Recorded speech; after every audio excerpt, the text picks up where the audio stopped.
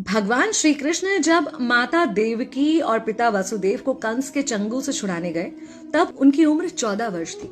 उनकी माता ने उनसे पूछा कि बेटा तुम तो भगवान हो, तो तुम हमें पहले ही कंस के चंगुल से छुड़ा सकते थे, इतनी देर क्यों कर दी?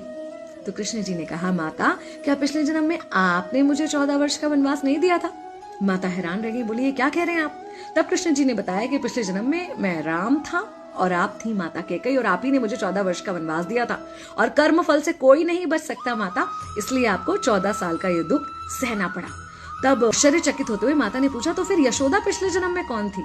कृष्ण जी ने बताया, वो थी माता कौशल्या, जो 14 साल तक अपने पुत्र से अलग रही थी। उन्होंने उस दुख को सहा था, इसलिए इस जन्म में 14 साल मैं उनके पास रहा और मेरे साथ रहने का माता और पुत्र के प्रेम का सुख उन्हें मिला।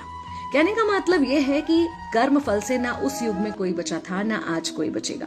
खुद भगवान भी कर्म फल से नहीं बच सकते, इसलिए अपने हर एक कर्म को बहुत सोच समझ कर कीजिए, क्योंकि जिसके भी खिलाफ आप कुछ गलत कर रहे हैं उससे आपकी शत्रुता कुछ समय या शायद एक जन्म की है, लेकिन उसके साथ कुछ गलत करके आप अपने कई जन्म बिगाड़ सकते हैं।